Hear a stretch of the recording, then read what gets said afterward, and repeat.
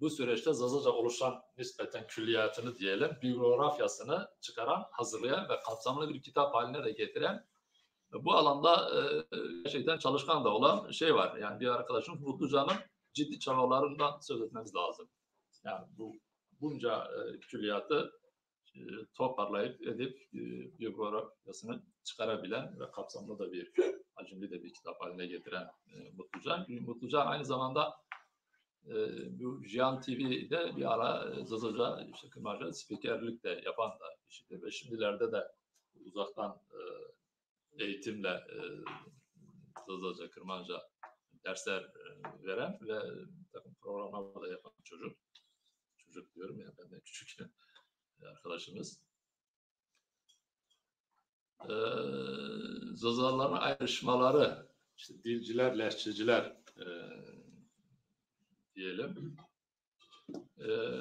Bu dilciler ve lehçeciler diyebileceğimiz iki grup arasında tabir yerindeyse kimi konularda bazen kıran kırana bir tartışma süreci yaşanıyor. Yani yaşanmaktadır da, bu çok fazla geniş şeye de yansımamış olsa da böyle bir tartışma var. İşte bu tartışmaların en önemli ayaklarından biri dil lehçe tartışması ise ikincisi de alfabe tartışmasıdır. Yani hangi alfabeyi kullanalım diye. Dil diyen kesim, işte dilciler ya Zazacılar, Zazacı kesim, Jakobson diye bir kişinin alfabesi var. Onu kullanıyorlar, kullanılması gerektiğini söylüyorlar. Vateciler ise daha kapsayıcı ve doğru olduğunu düşündükleri Bedirhan alfabesini tercih etmekteler. Yani bu arada küçük bir parantez açmak gerekirse, bana göre de Jakobson alfabesi Zazaca için ne kapsayıcıdır ne de yeterli ve de yeterince anlaşılır değil.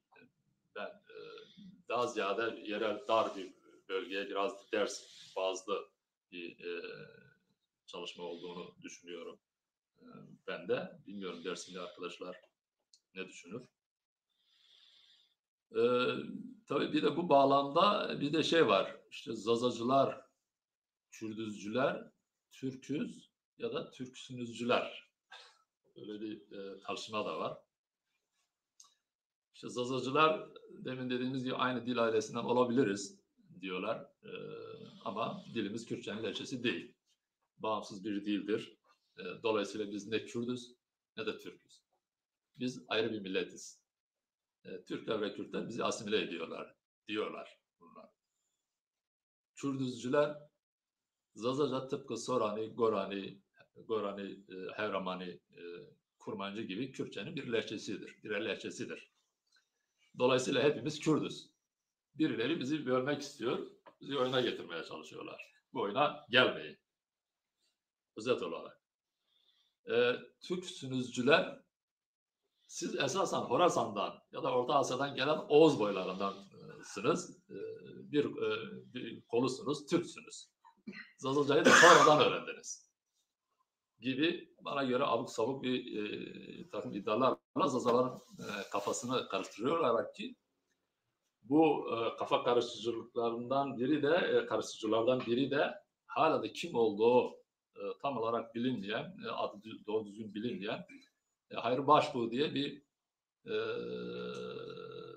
vatandaş var. İşte Zazalar Türktür diye bir takım yazılar, şeyler yazıp gönderiyor, ediyor filan. Nereden, hangi yayın evinden ne olduğu falan çok da bilinmiyor. Bir de malum Ümit Özdağ. Bunların kafasını karıştırıyor, işte siz Türksünüz filan diye. Ama bu Hayri Başbuğ da o da ayrıca belki şey yapmamız gereken, yani bilmem ne Ali Kaya ya da işte bilmem ne Leci diye mahlas isimlerle de yazdığı biliniyor. Bu bir tür biraz eskiden işte Kürtler Türktür falan diye böyle yabancı isimlerle yazan işte yabancı Alman profesör bilmem kim falan diye mahlaslarla, isimlerle yazanlar. Şu an adını unuttum. Belki Mahmut Hoca'nın aklına gelecektir. Bilmem ne Pelisler diye olduğu anlaşıldı. Mahmut Hoca aklına geliyor mu senin? Bir şey vardı. Sonradan Pelister oldu. Ne Pelister diye adı Türk oldu ama işte Almanmış gibi. Almanmış da hani yabancı olunca daha kıymetli, daha Türk falan vesaire. Bu Alman böyle diyorsa, Alman profesör öyle diyorsa Şey diyorsun. Şey, Doktor Frisch. Frisch, evet. Doktor Frisch, evet. Doktor Frisch diye yazıyor. Millet de işte bu Frisch yazıyorsa bir bildiği vardı. Aslında bir de Alman bilim adamı falan diye. Ama sonradan çıkıyor ki Pelister adlı Türk bilmem biri. Neyse bu şey de bu hayır başbuğu da biraz bu vesileyle öyle biri büyük ihtimalle.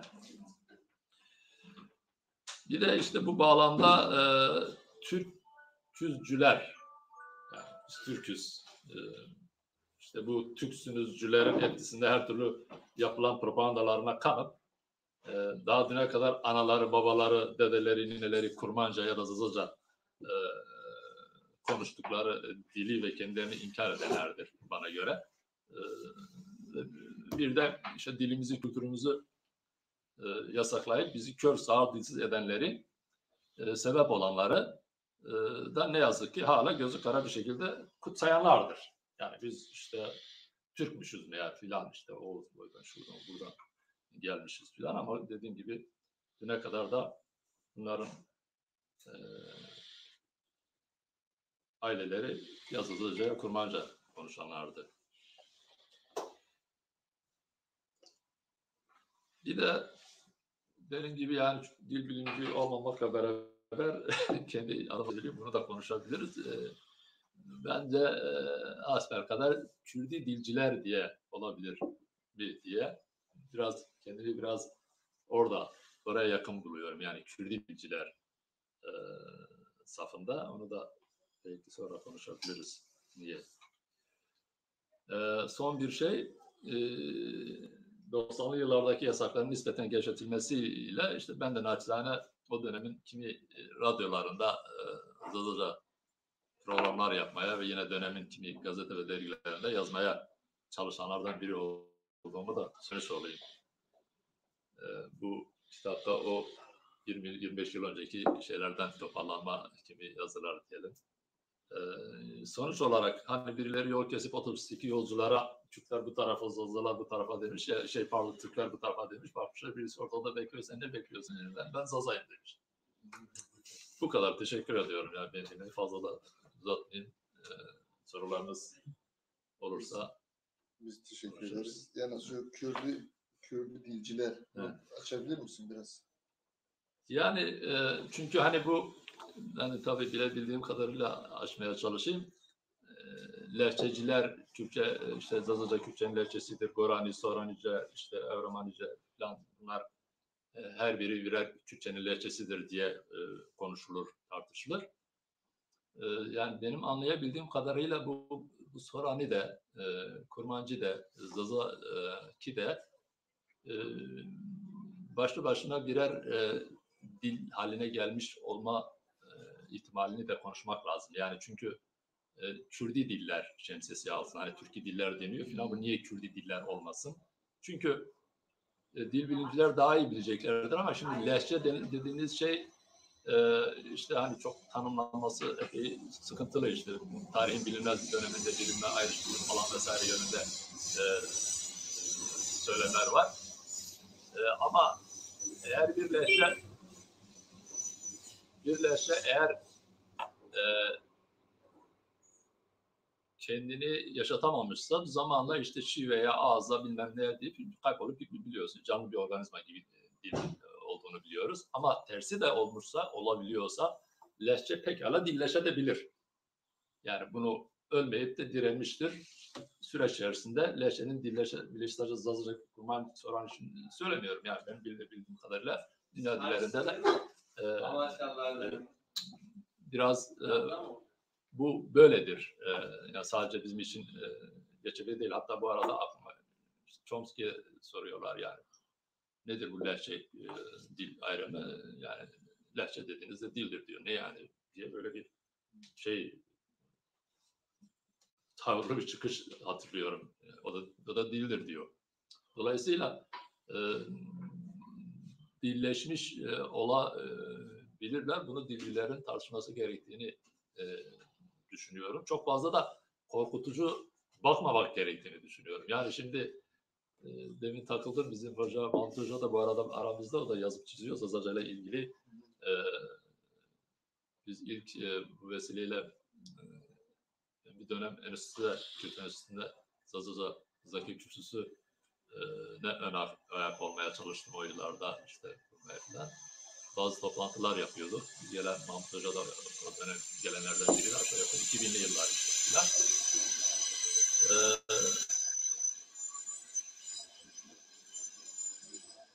Neyse yani bunu fazla, onu başka bir şeyde konuşuruz ama dediğim gibi ya, o kadar şunu söylüyordum ama Hoca akşam dedik ya sen dil demişsin filan dedi. Ya onu konuşuyorduk. Ya filan diye dilde, hatta değişiyor işte, uzun yıllarda ancak oluşur işte filan, haklıdır, 100 yılda oluşur ama bizde yani Zazaca da 1000 yıllardan beri konuşuluyor yani, onu da söylemiş olayım, bilmiyorum belki ne der.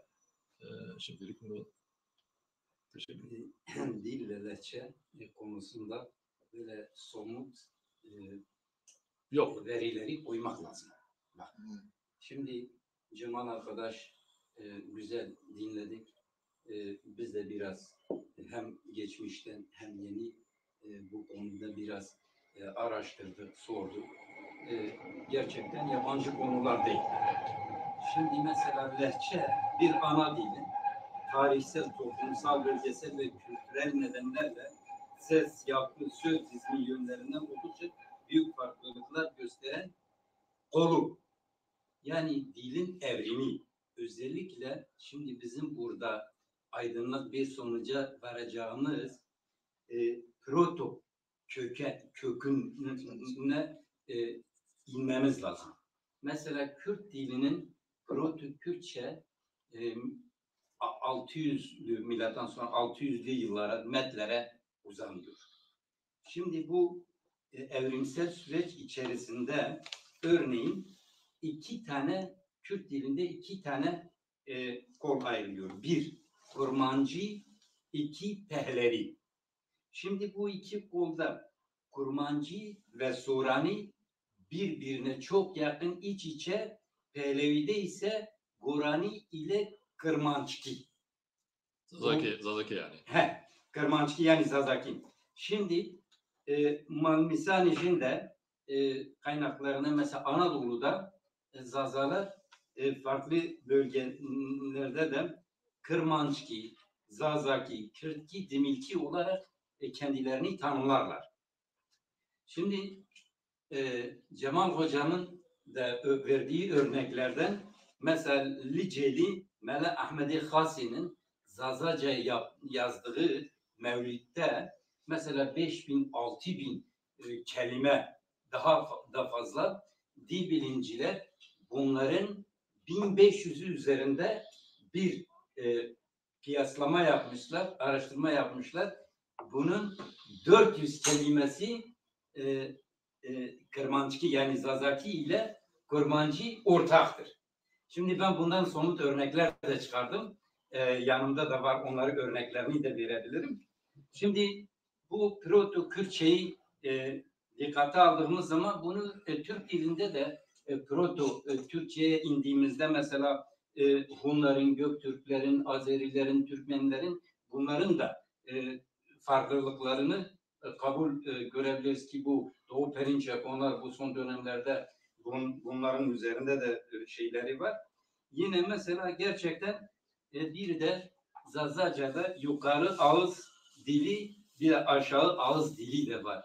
Bunu özellikle hocam da ifade ettiğim yukarı ağız dili yüksek yerlerde bu özellikle Alevi Kürtlerin yoğun kullandığıdır.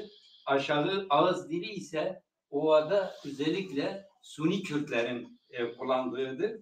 Evliya Çelebi'nin seyahatnamesinde de dile getirdiği işte Bingöl'ün o yüksek platolarında 15 tane aşiret yaşıyor. Alikanlar falan özellikle. Burada o zaman o ifade ediyor. Diyor burada Zazalar diye bir aşiret de vardır.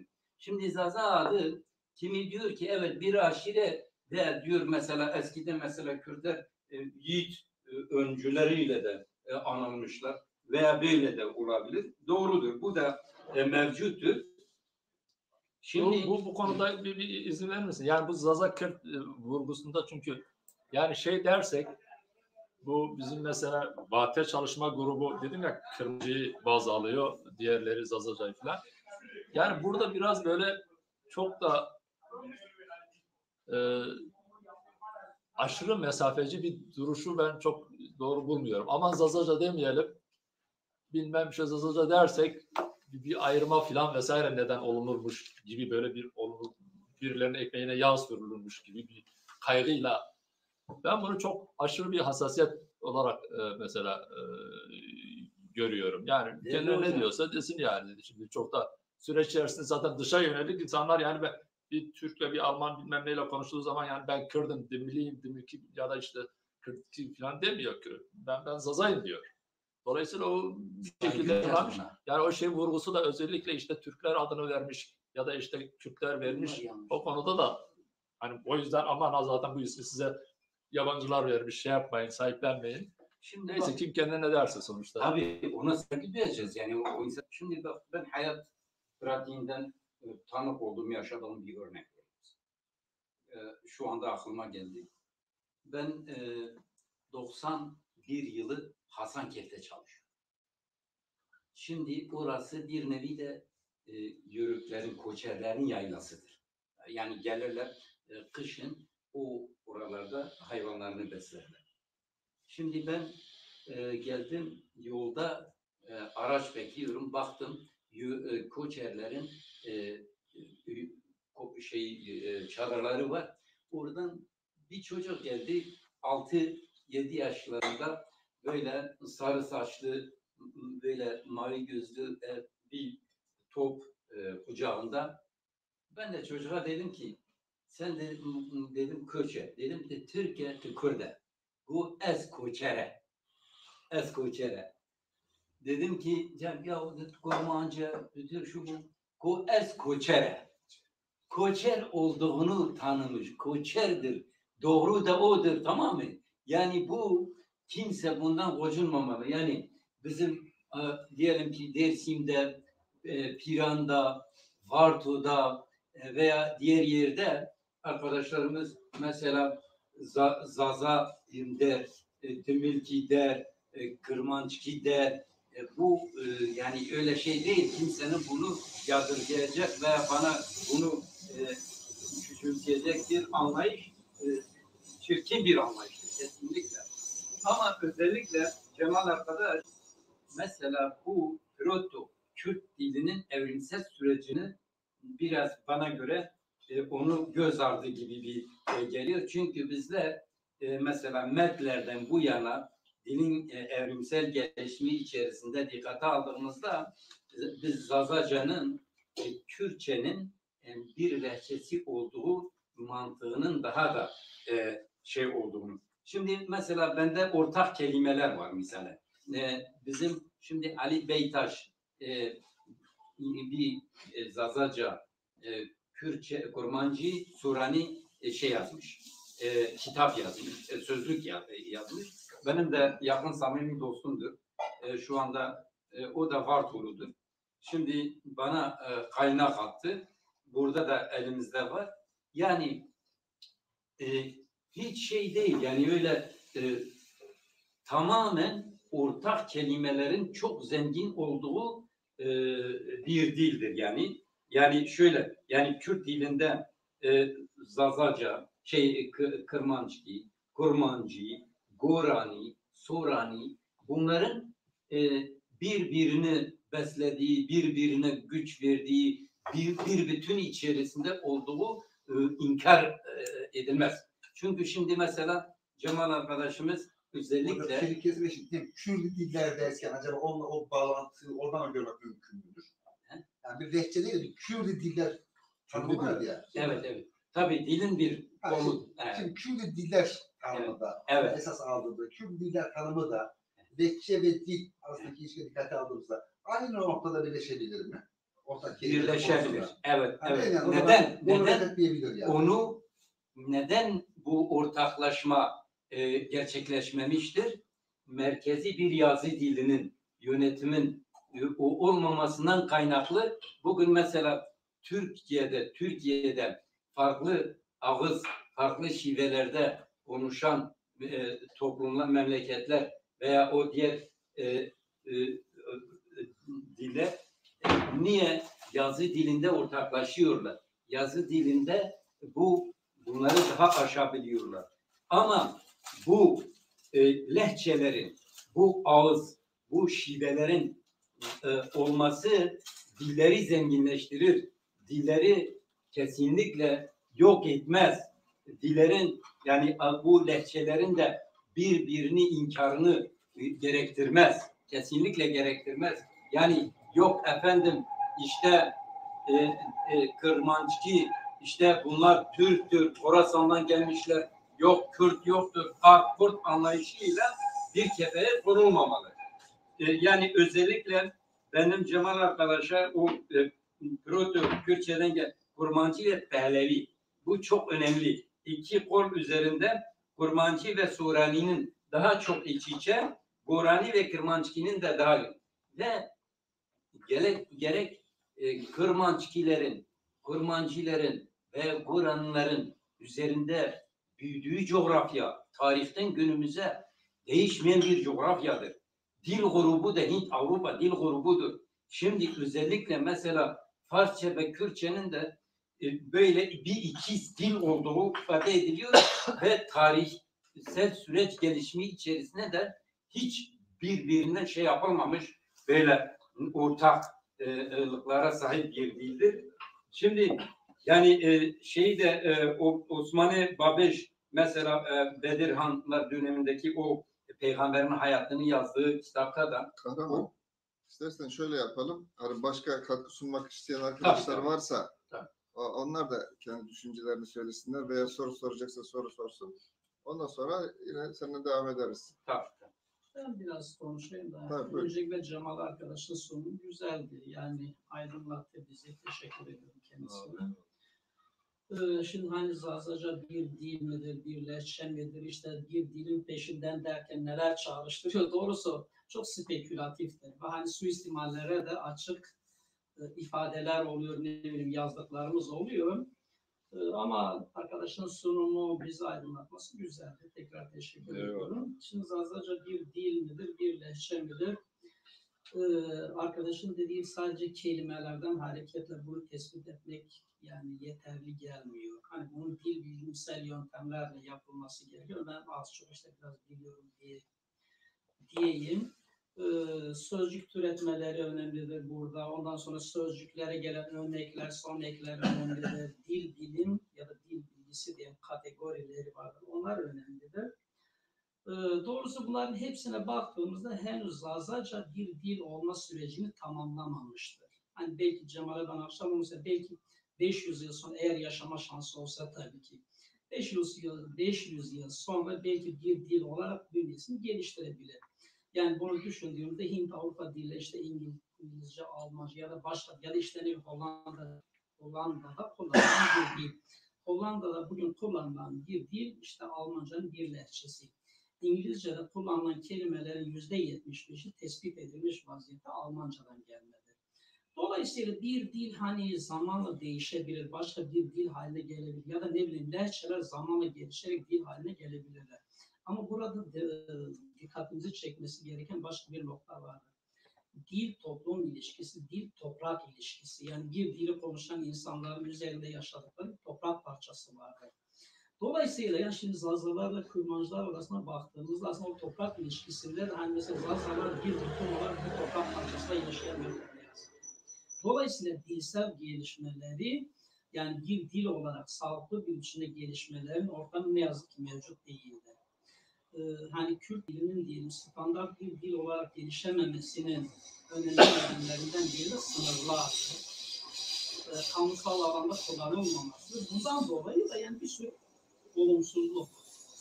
Kürmancı olsun, işte Kırmancı olsun ya da işte diğer hani İran'da ya da işte Irak'ta kullanılan diğer lehçeler olsun.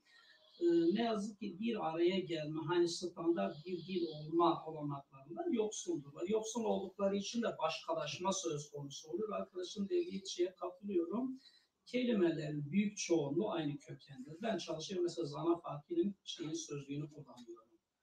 Yani yetiyor bize. Mesela benim diyelim hani annemden babamdan duydum ama anımsamadım ki orada görüyorum, doğrudur. Dediğim gibi yani bugün henüz Zazaca bir dil olma olgunluğuna erişmemiştir. Ama işte 100 yıl sonra, 500 yıl sonra yaşama şansı olsa olabilir. Ama bugün için Ya 1000 yıldır yaşıyor, 2000 yıldır yaşıyor ya bir daha. ama bir dil bak yani insan evrimine paralel gelişiyor. Ondan dolayı da kolay olmuyor. Henüz ben öyle düşünüyorum. Dediğim gibi hani spekülatiftir bu tür şeyler. Bizde ne yazık ki etimolojik incelemeler, araştırmalar pek mümkün olmuyor. Avrupa'da yapılıyor. Avrupa'da yapılanlar da çok suistimallere müsaittir. Mesela ben hani akşam Cemal'e sordum. 1998'de Göttingen Üniversitesi'ne verilmiş bir tez vardı. O Ludwig. Ludwig Paul. İnternetten araştırdım. Şimdi ulaştım tezine. Adam diyor ki tez sunumunda şöyle diyor. Benim için diyor işte hiri 3 kelimesi önemlidir. Yani işte hani bilimde kuşkuculuk söz konusu. Kuşkuyla bakmak zorundasın. Senin için hiri önemliyse hiri 3'tür. İşte kurmancıda si'dir.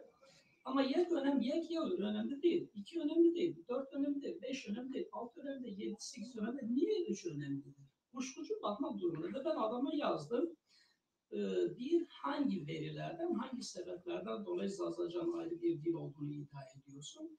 Dil bilimsel kategorilerden, sözcük türetmelerinden, cümle yapılarından, işte sözcük hazinesinden hareketle bunları tespit edebildiniz mi? Bana verdiği cevap şuydu. Ben bunu 1998'de yazdım. Çok detaylı sorular soruyorsunuz. Ne yazık ki sorularınıza cevap verecek durumda değilim. Yine Ferit Aslan'ın Almanya'da bir üniversiteye verdiği doktora tezi var. Ben onu inceledim. Kelime hatta cümlelerini yani hiçbir biçimiyle bu akademik çalışmalar Kurmancı ile Zazaki'yi karşılaştırmıyor.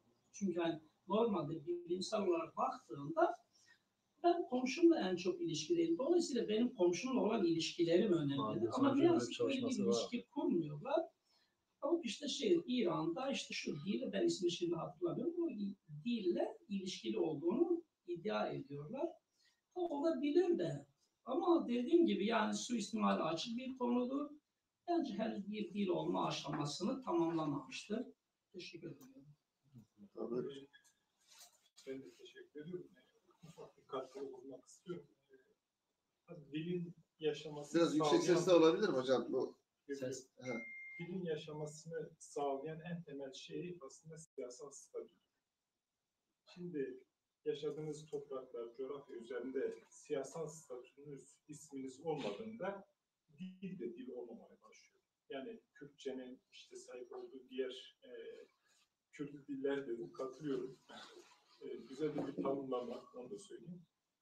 Şimdi bu diller kendi içinde yaşar, eğitimden uzak, sosyal yaşamın sadece belli sınırları içerisinde doğal olarak farklılaşmalar başladı. İşte Dersim kendi içerisinde bir ağız oluştu. Ya da Çevre kendi içinde bir ağız oluşturdu. Türkçe'de hala varlar. Hala var. Türkçe'de Tabii hala bir de tabii bunun yanında bir de dinsel faktörler zaten toplumu birbirinden ayrıştırmış, birbirinden uzaklaştırmış. Çocukluğum Eras'ta geçti. Ben kendime işte bildim bileli kırmanç gidiyoruz, kırmanç diyoruz kendimize. Eras'ta ilk kez Zaza lafını duydum çocukluğumda. İşte evdekiler derlerdi şu komşumuz Zaza der. Zaza derken hani böyle iyi bir Zaza. Yani Allah böyle Hoş bir gözle bakmıyorlar. Hoş göz değil. Tabii o ayrışma çok netti zaten. O dönemde daha bir şey var. Böyle nasıl Önyargı. Önyargı çok fazlaydı. Son dönemde de daha doğrusu 90'lı yıllarla birlikte. Yani o güne kadar şu an zazacılık yaptığını iddia eden kesim yani o Daha çok da Dersim'den. o ismi tenzih ederek söylüyorum, onu söyleyeyim.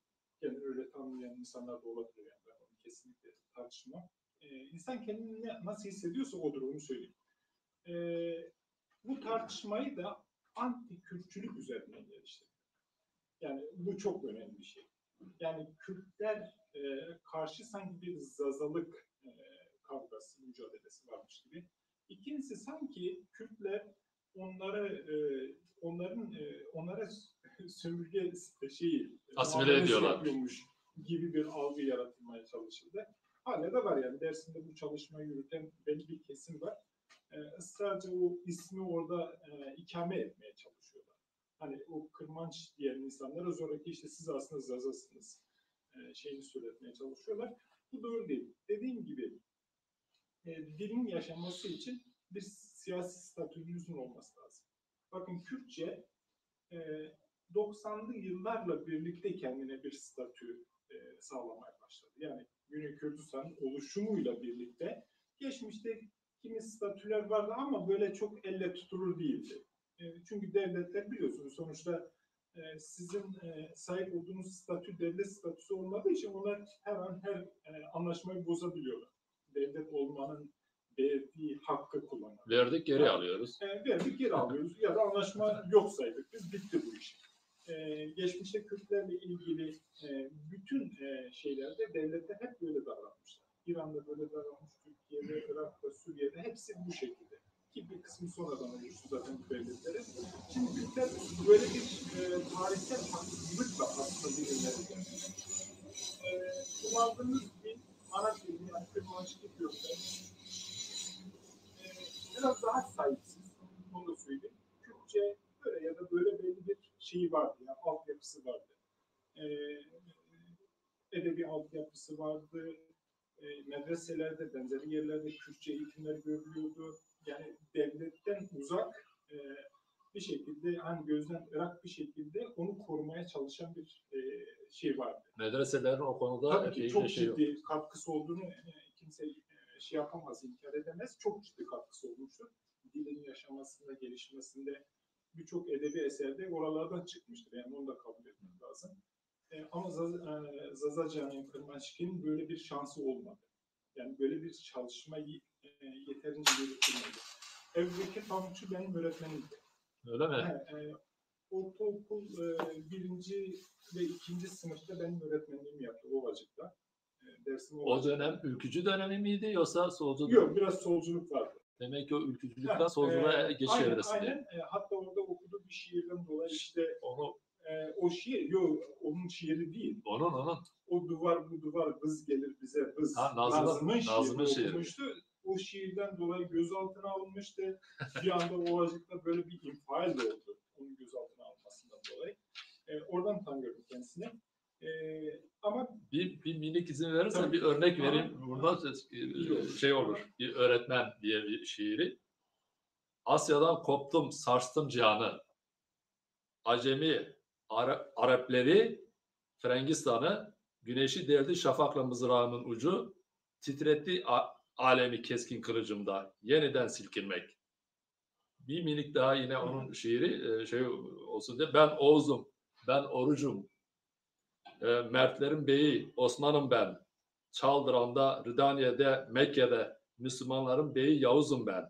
At üstünde Mustafa Kemal'im ben.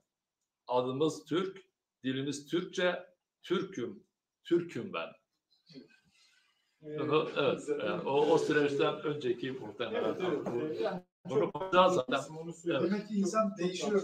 Evet, işte. Zaten bu son zazacılık yapanlar da böyle bir değişim sürecinin içinden hepsi geldiler. Hepsi Kürt mücadelesinin içerisinde gelişti. Hatta Kürtlüğü biz onlardan öğrendik. Onu da söyleyeyim, onların katkılarıyla. O çocukluk dönemimizde, gençlik dönemimizde bir şekilde onlarla şey yapmıştık ama şimdi farklı bir noktada var.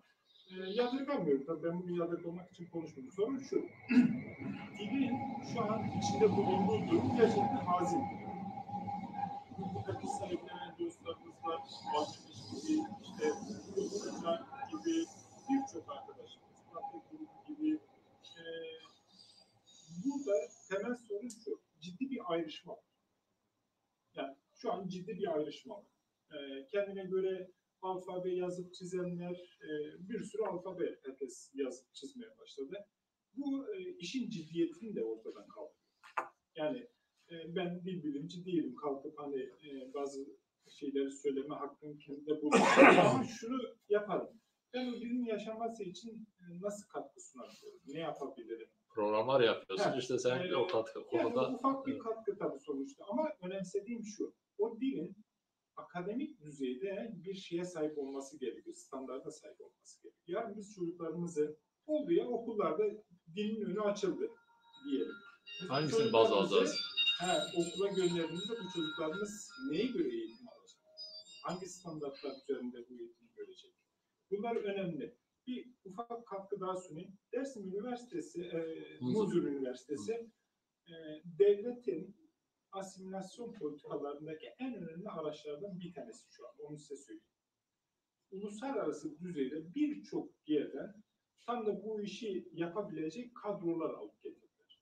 Başta demin adını saydığımız o Sizin vatandaş. saydığınız isimler var.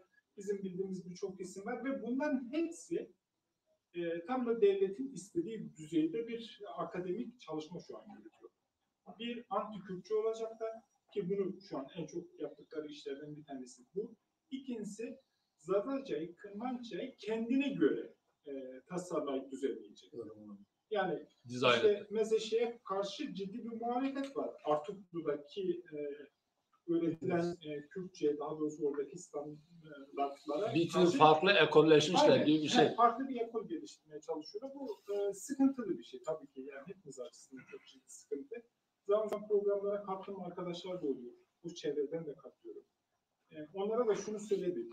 Yani sizin kendinizi nasıl hissettiğinizi tartışmayız. Kim kendini nasıl hissederse olur. Biz onu tartışmıyoruz. Ama şunu tartışırız. Bir dilin yaşaması için o dilin belli standartlara sahip olması gerekiyor. Ve o standartların mutlaka toplumla buluşturulması gerekiyor. Yani biz şu an ben annemden öğrendiğim dil ile konuşuyorum. Yani onun bana sağladığı işte dağarcığımda kalan kelimelerle bir şekilde dili konuşmaya çalışıyorum. Bu yetmiyor. Nereye kadar? Niye? Ben bunu nereye kadar götürebilirim? Çünkü onun dağarcığındaki kelime hazinesi o kadar daralmış ki ben birçok kelimeyi ya Türkçe koyuyorum ya işte Kürtçe koyuyorum. Bir şekilde onunla tamamlamaya Bu çalışıyorum. arada Kürtçe deme bak kızar sonra birileri. Yani istesek de Kürtçe istemesek de Zazaca. yani istesek de istemesek de giriyor. Bir alışkanlık. Sonuçta dağılmış bir şey var. O yüzden yani o standartlar üzerinden eğitimin daha doğrusu işte öğretim olayının yaygınlaştırılması gerekiyor. Kurslar. Mesela Mutlucan'ı ben bu anlamda gerçekten çok önemsiyorum. Çok Evet. değer veriyorum. Mustafa tabii. Emeğine sağlık o arkadaşım. Her şeye rağmen internetten, oradan, buradan programlar aracılığıyla bir şekilde ilgili hayatta tutmaya çalışıyor. Özel bir şekilde topluma buluşturmaya çalışıyor. Bu tür emekleri önemsemek lazım, öncelemek lazım şu anda ama tekrar olsun, bir daha söyleyeyim, altını çizerek söyleyeyim. Kürdü diller güzel bir tanımlama. En azından birçok tartışmanın önünü kesecek bir tanımlamadır. Çünkü her dil kendi başına gerçekten dildir. Yani Kırmançki de kendi başına dildir. Evet. Olması da gerekiyor. O düzeyde geliştirmek gerekiyor. İkincisi şunu da ekleyeyim son. Kürtler bu dilin gelişimine çok ciddi katkı sundu. Bunu da inkar etmemek lazım. Met dilinin ilk kurulduğu günden bugüne kadar o dil orada bir karşılık buldu. Yapabilen ya da işte konuşabilen biliyorsun yani bu konuda epeyce eksiklik var zaten. Ama o günden bugüne bir şekilde işte sahip çıkmak, bir şekilde görünür kılmak önemli. Teşekkür ederim. Teşekkür ederiz. Ben de bir şeyler söylemek istiyorum. Şimdi ben Karadenizliyim, Rizeliyim. Zazaca'yı ben arkadaşım olduğu için Cemal'den öğrendim, arkadaşlardan duydum. Kimisi Zazaca bir kendi başına değil, Kürt arkadaşlar bir kolumuz, bizim lehçemiz söylediler. Şeyle de biz önceden de okuduğumuz zaman Kürtçeyi de bir lehçedir yani şey olarak kabul edilmiyordu. Bize de öyle anlatıyordu hocalar. Evet, evet. Türkçenin lehçesidir. Kurtlar filan. Bunu profesörler filan bunu deklare getiriyor. Şimdi böyle bir görüşte var. Şimdi ben Rize'de bir yöreyi araştırdım. Ciddi araştırdım. Alan araştırması yaptım. Şimdi beyefendi çok güzel bir şey söyledi. Dil, coğrafya yeniyle belirlenir. Hatta en belirgin şey iklimdir. İklim ona özünü verir, zenginliğini verir, yaşadığı bölge. Şimdi şöyle anlatayım kısacası. Rize'de birçok asilli olmuş Kürt kökenli insanlar var. En son işgal edilen bir bölge olduğu için işte bir başkaldırıdan, ağadan, aşiretten kalkıp bir iki aile gelmiş, orada çoğalmış köy. Biz biliyoruz yani. Kürt köy ama hiç ya git oradan nereden çıkardı bizi Kürt yapıyorsun diyenler de çok. Birçok yerde var. Birçok yerde var. Şimdi dillerini kaybı kısa sürede, şimdi diyorsunuz ya çok uzun bir yıl alması gerekiyor bu dil olması için. Bence hiç de öyle değil. Önemli olan o dili kullanabilmek, çağdaş yaşamla onu özdeşleştirebilmek ve onu yaşatabilmek. Yani yaşıyor mu, hissediyor musun? O zaman bir dildir. Yani Kürtçenin bir kolu da olabilir, bir yerden veya bağımsız bir şey de olabilir. Benim şahsıma göre çok da önemli değil. Yaşıyor olması önemlidir. Şimdi iklim niçin önemli? Hani siz siyasi bağlamda bunun otoritenin bunun belirleyici bir unsur olduğunu söylediniz. Evet. Ama asıl unsur o değil. Asıl unsur iklim ve coğrafyadır. Şimdi Rize'nin birisi de beyefendi söylüyor yukarı aşağı diye. Evet bizde de öyle. Yukarı farklıdır. Hemşince konuşuluyor. Aşağıda farklı bir dil konuşuyor. Yani köyden köye değişiyor. Niye değişiyor? Orada bizde pamuk yetişmiyor ki. Bizde koyun yok. Bizde kendir var. Sen o dilde pamuk kelimesini şiirinde, hikayesinde görebilir misin? Bakarsan, anlatırsan ne pamuk ne? Dil yiyecek. Orada ne yapıyorsun? Fasulye yetiştiriyor, mısır yetiştiriyorsun, kabak yetiştiriyorsun.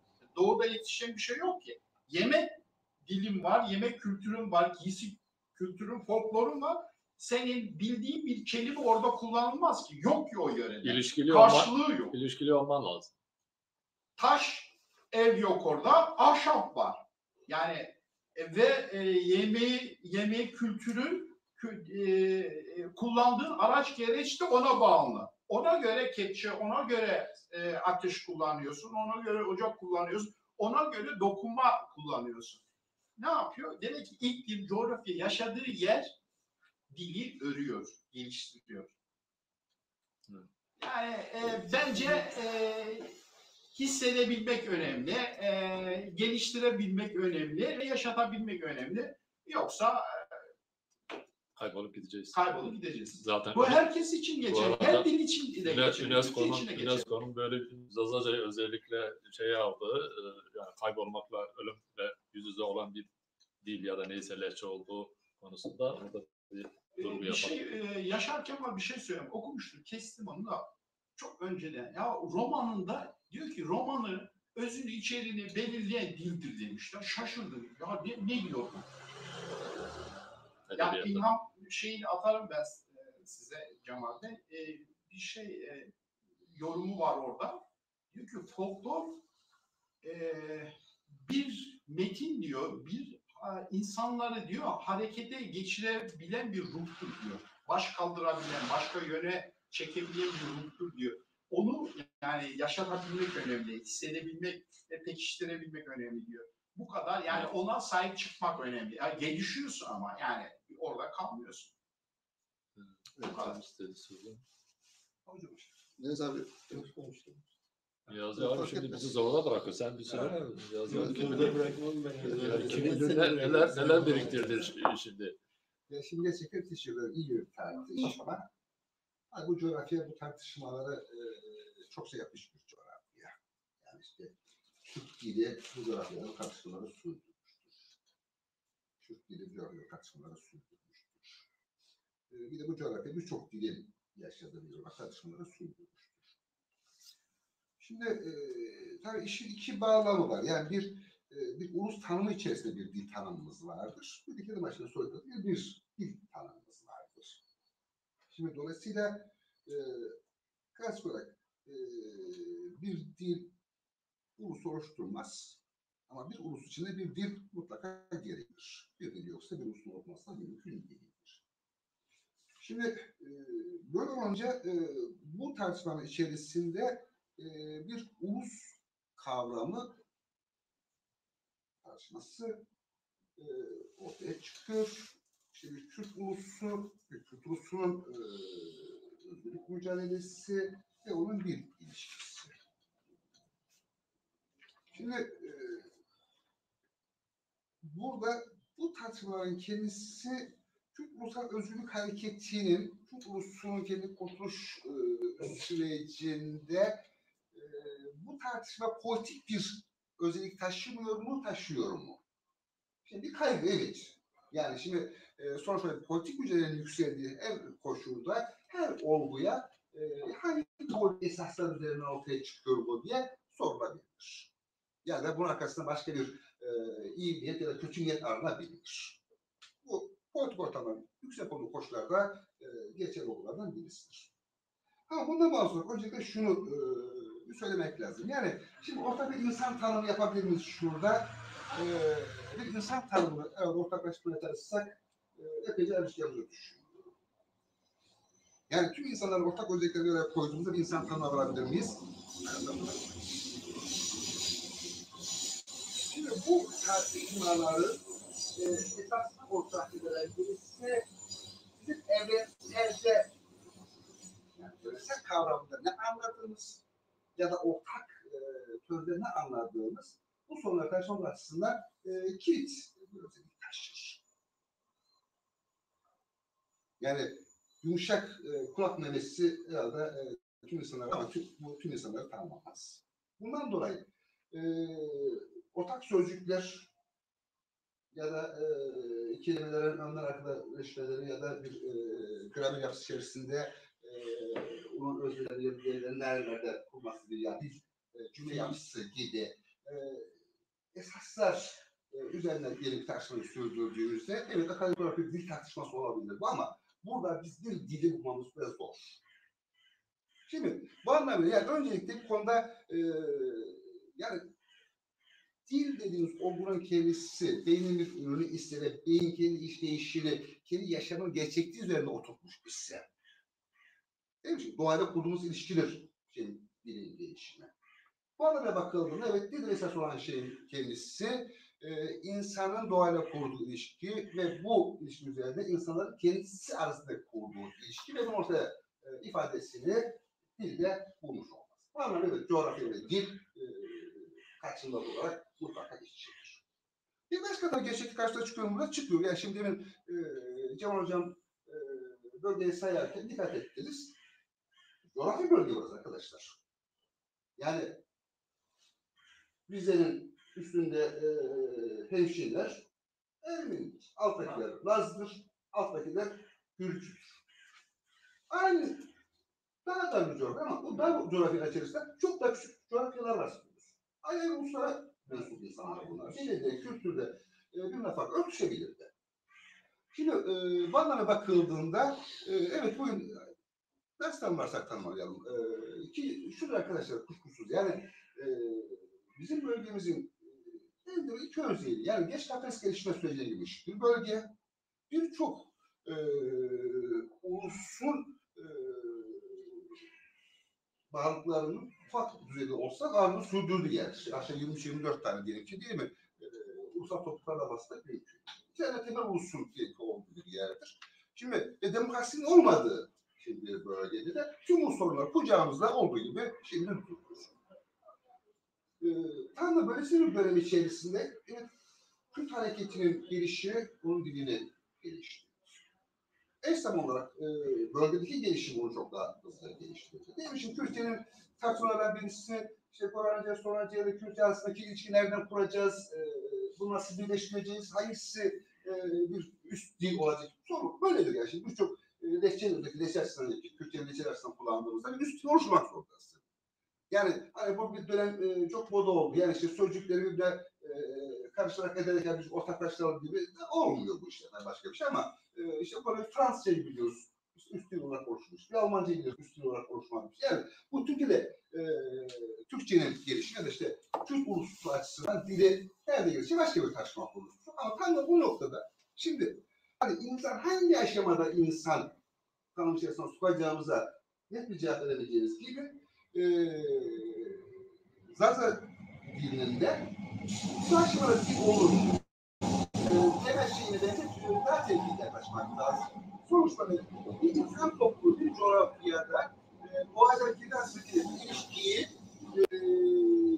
bir sözcüklerle bunu doğru ifade etmiş bütünlüğü içerisinde kullanıyorsa o da bir dil vardır.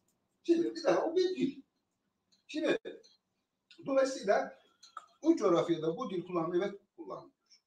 Şimdi diyeceğim bu iki yani lehçe ve kök ilişkisi yani bir kökün kendisi direkt lehçe durumuna düşebilir, bir lehçenin kendisi ana unsur haline gelebilir. Yani Dilleşebilir. Dilleşebilir. Tabii dilleşebilir. Yani bu açıdan da bunu şey. Çünkü bunu belirleyen şeyler birisi üretkenliğin yani tüm ekonomik, sosyolojik, kültürel tüm üretkenliğin sonucu olarak kullanılıyor. Çünkü dil buradan zaten şimdi gelişir. Bu açıdan bununla diyelim ki belirleyeceği imkanı çok sahip olmayabiliriz. Bu açıdan şimdi zaten bir dil olup olmama tartışması ya da bir lehçe olup olmama tartışmasını akademik düzeyde bence sürdürmek gerekir. Başından önemsiyorum. Ama bu politik yanlarına ilişkinde daha dikkatli olmak. Ama dikkat edin şu. Yani sonuçta bu coğrafyamızda işte ayrı bir Kürt ulusal devleti, onun içerisinde özel bir Zaza bölgesi tartışmalarda. Sürekli tartışmalarda. Tabii böyle teoretizm şey benzer var. Şimdi yanları da var. Şimdi bunlar da şey değildir. Şimdi ya şu açıkta arkadaşlar egemen ulus yönüne doğru ilerledikçe tümünü egemen ulusa, egemen diye bağlama eğilimi gelişir. Bu halıkla bir durum. Uluslaşma durum gerisi merkezleşmekte durum. Şimdi bir demokratik gelişim süreci içerisinde ne yazık ki demokrasinin kendisi diğerlerini olumlu şekilde kucaklayarak gitmeyebilir. Daha şerle getirebilirsin. İşte Türk ulusunun Türkleşme sürecindeki yapmasına olduğu gibi.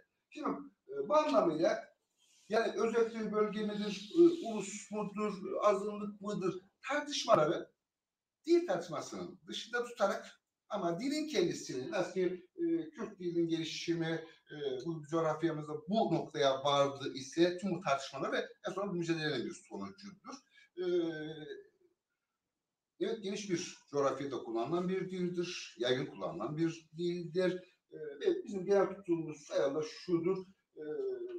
Bir dilin, bakalım dili, her bir lehçenin ölmesine izin vermemek, onu canlı tutmak ve onu tüm zenginliğini belki ana dili ya da diğer lehçeler ya da başka yerlerde ortak bir diyere dönüştürerek gelişmek gerekir. Başta da bence de bu anlamda önemlidir. Belki tüm tartışmalarda şey yapmak için bence de Kürt diller tanımı benim de hoşuma giden tanımlardan birisi oldu. Belki bizi bu karşıtlık yani olumsuz anlamda evet iyi niyetli olsa bile bu karşıtlık en azından bizi kurtarıp dile karşı daha geniş, daha hoştur ya da nasıl onun gelişime katkı sunarız diye bakmamıza imkan verir diye düşünüyorum. Evet. Teşekkür ederim. Ya ben daha çok Cemal Hoca'ya teşekkür ederim. Bizi tartıştırıyor. Yani ama Cemal Hoca başlarken zaten şöyle bir terim kullanıyor. Sadece Cemal Hoca has bir şey değil. İşte Zazalar ve Kürtler şöyle gidiyor. Ana bölümde. Buradaki arkadaşların çoğu da kullanırken Ahmet Halkas'ın sitesi hatta birçok arkadaş da kekelme konuşuyor. Niye kekelmiyor? Güzel şeyler söylemelerine rağmen gerçekten kekelme konuşuyor. Orası Anadolu değil. Orası Kürdistan. Orası Kürdistan. Çoğu da işte bizim coğrafyamız burası Kürdistan değil. Buradaki Kürtler de diaspora Kürtleridir. İlticacı Kürtlerdir. Gelmişler buraya. Kürdistan'da hiçbir zaman yani ulusal hareket dediğimiz şeyde hiçbir zaman dili çok geliştirmedi. Kürdistan'da Zazaca belli oranda konuşuluyordu. Kürdistan'da Kürt dili de daha güzel konuşuluyordu. Daha işte diyelim ki Türkleşmemişti, Acemleşmemişti, açmamıştı, şey yapmamıştı, konuşuluyordu. Daha iyi konuşuyor. Hele özellikle annelerimiz, biz dilimizi annelerimize biraz borçluyuz. Biraz annelerimize borçluyuz. Çünkü annelerimiz bizim gibi mesela işte şurada da 100 sene Kürt'le biri araya gelse, yani ben Zazaları da katıyorum. Hepimizi, o coğrafyadaki hepimizi katıyoruz. Biz yine Türkçe konuşuruz. Ama biz çok böyle hiç çekinmeden, hiç utanmadan diyoruz ki bu dili biz geliştireceğiz. Ya bu dil nasıl gelişiyor? Ben çocukluğumda gerçekten şeyi bilmiyordum. Türkçe bilmiyordum. Hatta biz okullarda bazen dayak yiyerek Türkçeyi öğrendik. Ama geldik şimdi gönüllü teslimiyeti şey yaptık. Kalırsa dünyada en hain şey dildir. Çok çabuk unutuluyor. Biraz konuşmazsanız unutursunuz kendi dilinizi. Ondan dolayı da Kürdistan'ın şeyden dolayı değil. Kürdistan ilhak edilmiş topraklardır. İlhak edilmiş. Hatta işte 4 ana gövdeye şey edilmiş. Bir tarafta Araplar, bir tarafta Ayacamlar, bir tarafta Türkler. Hatta şimdi bana sorarsanız Zaza işte var mı yok mu şeylere bir ayıklayın. Türkçe diye bir dil yok. Yani işte Ermenilerden almışlar, Suriyelilerden, Farslardan almışlar. Sonra bir Türkçülük, bir devşirme bir dil oluşturmuşlar. Ona da Türkçe bir dil demişler. Bir ayıklayın onların sözlüklerini. Gerçekten bir avuç şey kalıyor, kelime kalıyor. Ayıklarsın. Ondan dolayı da biz sağ olsunlar birçok arkadaş söyledi yani coğrafya olarak. Yani Kürdistan coğrafyasında siz şey yapmazsanız o coğrafyayla, o ilhakla birlikte mesela diyelim Zazaca ne zaman bizim çok şeyimize girdi? Söyleyeyim, yaklaşık. Ne zaman Tekoşinci arkadaşlar yakalandı. Sonra da bu Tekoşinci arkadaşlar Seyfi Cengiz başladı. Seyfi Cengiz herhalde vazgeçmiş. Kendi arşivlerini götürdüler devlete teslim edildi. 12 yerinden sonra oldu biliyor musun? Teslim ettiler. Sonra gittiler üst dışlarına Zazak için oldular. Arkadaş söyledi, çok doğru söylüyor. O kuşakta özellikle Dersim'de çok iyi tanıyoruz. Bazıları bizim yoldaşımızdı, bazıları bizim dost örgütlerdeydi. Ama şimdi Zazakitçilik yapıyor. Şimdi devlet de bunu kışkırttı. Devlet bunu kışkırtıyor. Devlet bunu şey yapıyor. Sadece devlet değil, işte Almanya özellikle yurt dışına gidenler de orada şey yaptı. Halbuki yani şimdi bu Zazaki'yi nasıl geliştireceğiz? Leçeler diyorsunuz, şey diyorsunuz. Yani biz Kürdistan topraklarını özgürleştirmediğimiz sürece, Birleşik Bağımsızlık Kürdistan yaratmadığımız sürece bizim dilimizle özgür olamayacağız, biz dili de geliştiremeyeceğiz. Hatırlarsınız Sinoplular, Kastamonular vesaire şeyler, onların dilini biz çok anlamıyorduk. Türkçeyi doğru dürüst, yani Türkçe dediğimiz şeyi doğru dürüst konuşamıyordular, şey yapamıyordular. Ama ne onları şey yaptı? Ortak bir şey oldu. Televizyon mesela eskide diyorlar ki İstanbul dili. İstanbul Çinesiyle konuşuyor. Ama şimdi artık işte arkadaşın dediği gibi mesela Rize'de de aynı şeyi konuşuyor. Aynı Türkçeyle konuşuyor. Kastamonu'da da Tunceli'de, şurada da burada. Ben buna minik bir örnek vereyim. Tamam ver. Pardon. Sözünü ettim. Tamam, O tamam. Kastamonu müal bilmem diyor ki mesela şiirli şiir diye ötü ve gızanın üstünü rüzgar ese uyudu bakıversene masum. İyice öt ama üşümesin. Sen bilmem bu anları hiç anamadan öle. Daracının yamuk hayda gibi dakikada yamulu versin. Ötü bir gızanın üstünü aman üşümesin güvenme havaya attık ayladan gasın. Ama çok da güzel uyudumasın. Şimdi bundan ne anladınız? Hiçbir şey anlamamıştırsın. Ben de anlamadım çünkü. Şimdi demek ki yani teşekkür ederim. Yani, Şimdi bundan dolayı da yani bizim şeye kilitlenmezse mesele diyelim ki yani mesele diyelim ki işte daha çok son dönemlerde yok işte nasıl yapacağız, ne edeceğiz, işte biz kardeşiz, biz şeyiz. Arkadaşlar biz ne Araplarla, ne Türklerle, ne şeyle kardeş değiliz. Biz bunlarla komşuyuz, komşu şeyiz. Bizim sınır komşularımız. Bunlar sınır komşularımız. Biz hiçbir zaman da bunları dışlamıyoruz. Biz diyoruz ki iyi komşu olalım. Ama işte buralarda bizim toprağımız, toprak değil. Çünkü bizim büyüklerimiz bize toprak namustur diyorlar. Toprak anadır, hatta toprak ana diyorlar. Biz o topraklarımızı özgürleştirmediğimiz sürece gerçekten bizim dilimiz de tutsak olacak. Bizim vicdanımız da tutsak olacak. Bizim özgürlüğümüz de olmayacak. Bu Türkiye gibi yerlere de, Türkiye'de, İran'da da, Irak'ta da, işte Suriye'de de demokrasi olmayacak.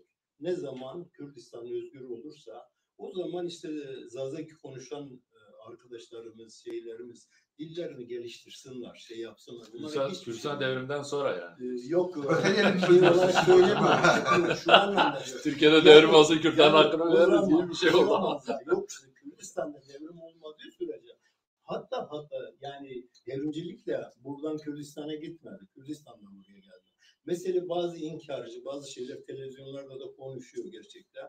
Bunlar 2. Enternasyonel'in çocuklarıdır. Mesela çıkarlar derse işte tip şeyde Türkiye'de 15 tane milletvekili çıkarıyor. Yalan söylüyorlar. Ve Hicbura nerenin milletvekiliydi arkadaşlar? Urfa milletvekili. Yani demek ki yani yine Kürdistan'da gelen bir şeydir. Yani dilimiz de ancak öyle geliştirir. Ancak işte Cenab-ı Hak söylerken merkezi bir Türkiye'ye getirebiliriz. O lekeleri ortaya kalkın, analiz hakkında, analiz ama şimdi işte bunu yapamadığı için bunu demek istemiyorum. Yani dilimizi konuşmayalım. İşte bir arkadaşımızı konuşmalar açmayalım. Şeyler yapmayalım. Kesinlikle diyorum. Konuşmalar açmayalım. Şeyler de yapalım. Yani bunları yapalım ama biz bunda şey beklemeyelim. Bizim dilimizin özgürleşeceğini, çok büyüyeceğini, şey edeceğini statüsüz zor olur. Statüsüz yani devletsiz olmaz. İktidarsız olmaz. Daha doğrusu. Çünkü bizim bu kadar acı çekmemiz, bu kadar zulüm çekmemiz devletsizlikten geliyor. Bütün bu acılar bizim devletsizlikte çekiyor. Yani mesela biz bu devletsizliği sürdürdüğümüz sürece biz şey olacak. Bir de artık şunu unutmayacağız. Hükümet konuşmuyor. Şey anlamda biriyle herhangi bir arkadaşı kastetmiyor. Biz artık ya biz Kürdistanlı olduğumuzu, bizim başka bir vatana sahip olduğumuzu, biz vatansız hale getirdiklerini biz şey yapmayalım. Hatta mesela şunu da söyleyeyim, bitireyim. Şimdi bakıyoruz Kuzey Kürdistan'daki bütün isyanlara, bu son isyanı kastetmiyorum, onu ayırıyorum. Bütün isyanlarda Zazaki konuşanlar önderlik ediyor. Said'den tutalım. Anarşist mi Zazalar hocam? Şimdi mesela Said'den tutalım. İşte yani hepsinde. Şıvana vesaire. Mesela dediği gibi Nuri Dersimi, Zarife ve Zarife ve hatta biz diyoruz ki Zarife anlatılmadı, Kürdistan tarihi anlatılamaz gerçekten. Çünkü o kadar önemli, o kadar şey. Hatta bizim yöremizde Koşkir'de, Dersim'in önemli bir yerinde işte Alişer'in şeylerinden, o klanlarla biz büyüdük. Ama sonra biz bunların hepsini unuttuk. Kimin söylediğini de çok iyi bilmiyoruz. Hatta birçok şey inkar ediyor. Ondan dolayı da yani ben şeyi de çok yadırgamıyorum. Ya biz Zaza'yız, biz ayrı bir ulus tırnak içinde söylüyorum bunları. Çok yadırgamıyorum ama onlar ne derse desin Kürdistan coğrafyasında Kürdistan'daki özgürlük mücadelesi onları da kapsıyor. Çünkü onlar da özgür olacaklar. Onlara da Kürdi halklar mı diye. Kürdi, evet ben arkadaşlarına söyledim. Orada doğru bir çerçeve. Kürdi şeylere katılıyorum. Yani. Arkadaşlar çayınızı içerim. Ben teşekkür ederim. Yalnız bir nokta koymak lazım ya. Ben şöyle. Ben teşekkür ederim. Abi Karaman sen yok çay vermek için söyledim onu. Değil mi? Hocam bir şey söyleyecek de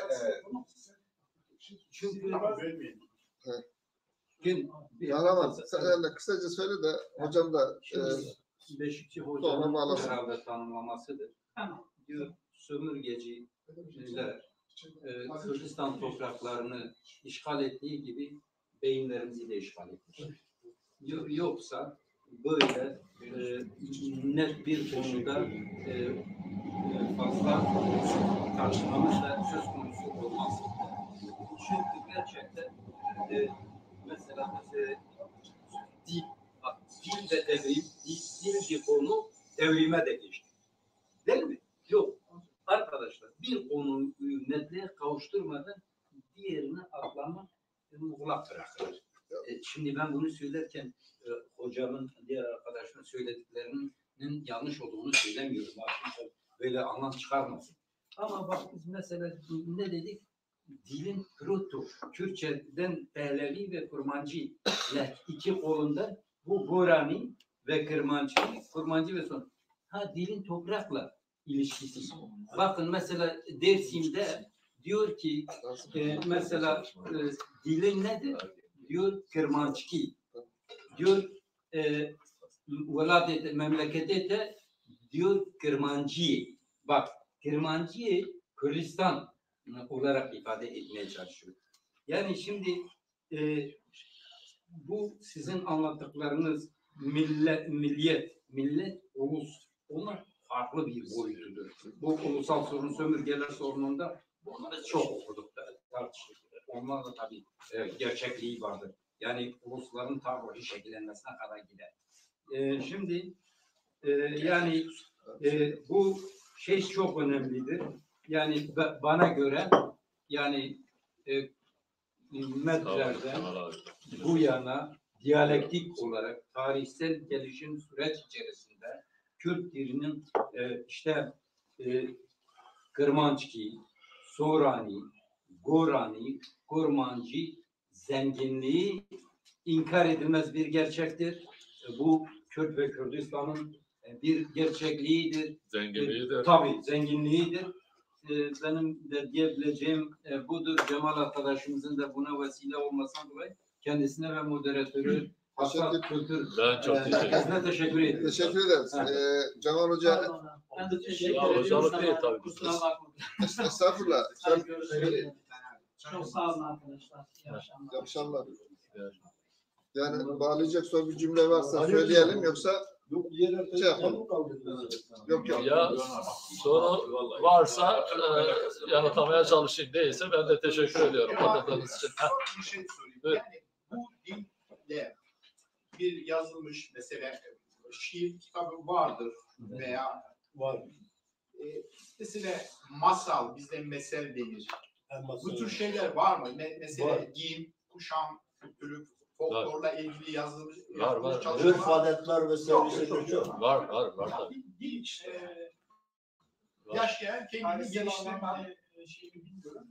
Avesta kitabının ilk yazımını Zazaca Kırmançça olduğu söyleniyor. Evet. Ben onu Evet, burada Siraç Bilgin'e göndermeyle söyleyecektim. Siraç Bilgin öyle diyor. Avesta'nın %60'ı Zazaca'da diye dedim. Şimdi diyecekler böyle şey yapıyor falan diye. Hatta şöyle bir İlk yazım tanımlama var. Avesta'yla başlıyor diye. Şöyle bir ifade de var. Kürtlerin saray dili olarak tanımlanır. Ya o bir iddiadır. Bilemiyorum. Yani böyle bu tür şeyler de yazıldı, konuşuldu. Kürtlerin saray dili, yani elit kesimin konuştuğu bir dil olarak aslında biraz da şey yapıyor. Ses bilgiyle hava bakıyorlar. Bunlar doğru yaptı. Yani ona bakarsan güneş dil teorisiyle falan aslında Avesta'ya kaynak alırsak hep bütün diller Zazaca'dan çıkar. Birkaç kelimesine baktım. Yok Siraç Bilgin, Doktor Siraç Bilgin'in iddiası Baktım, gerçekten dille çok iyi. %60 oranında diyor. Evet yani o. Ama tabii şu gerçeklik de var. O gün o dil ne kadar kendi başına bir dildi, diğer dillerle arasında Evet, bir şey evet. düşündüğünüzde tabii ki yeni oluşuyor, yeni ortaya çıkıyor diller, birbirine etkilenmeler var. Bizim Yazılı kültür hali yok. 100 yıl önce, 50 yıl önce konuşulan dili konuşmuyoruz ya. Aynen. Ha, bu işleri yoksa şey gibi şimdi. Biz Kürtler öyle yaptık ki atı bile Türklerin elinden aldık ya. Hani güzel söylüyor da. Ondan sonra bizde bu oldu ya. Tarihte ne varsa biz Kürtlerle başlattık. Şimdi onlar başlayacak. Zaten ki daha çok mesela Fransızca insan kulağına böyle şey. Aynen. Yumuşak bir dil, kibar bir dil. Yani bizim Kürtçemiz biraz daha kaba. Biraz da gırtlaktan şey yapıyor. Zazaların biraz daha kibar. Her hocamdan orası var ya arkadaşlar. Her onların orası var ya. Başka bir versiyonunu da öne sürenler var. Diyor ki Zazaca diyor Kürtlerin diyor dağların doruğunda en lirik, en böyle bir şeye bulaşmayan saf temiz diyor dilidir. Bunun esas mantığı bence güçlüdür.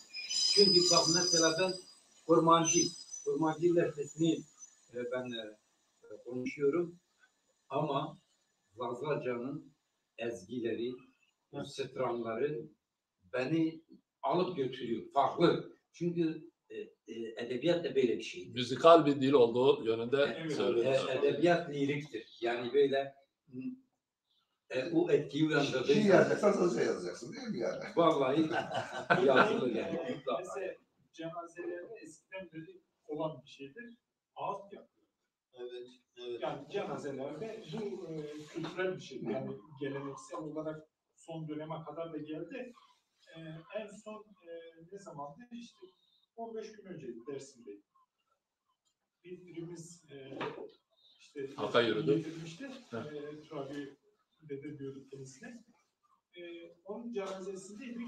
Bir kadın orada işte bizim bizden bir ağıt yok. Ve o doğaçlamadır yani. O an orada söylüyor, ediyor. Yoksa hani daha önce ezberlenmiş bir şey değil. Gulban mı deniyor? Yok, kurban Şeyde- ayrıdır. Pardon, Kurban ayrı, ayrı. o Cemlerde Ha. yapılır. Ağlayıcılar diye, bağlaklar diye şey yaparlar. Yani son arkadaşlar çektiler zaten onu. Özellikle o ağıt kısmını. Şimdi bu tür şeylerde dil gerçekten çok karşılık buluyor. Yani dilin böyle iyi, daha doğrusu Evet. bugüne kadar bize en azından biraz kalan kültürel şeylerden bir tanesi de ağıt. Miras. O ciddi mesela 38 ile ilgili yapılan şu anki işte dinlediğimiz klanların çoğu o dönemden sözlü olarak gelmiş zaten.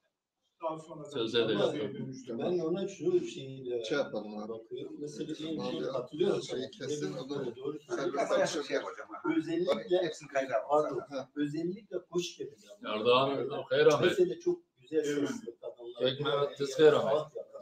Şey, Şimdi o gitmiş. Bağlayalım. Şimdi cemevleri bunları bozdu. Cemevlerinde şimdi geliyorlar Kur'an okuyorlar. Şey yapıyorlar. Cemil aslında Evet, yani gerçekten aslında.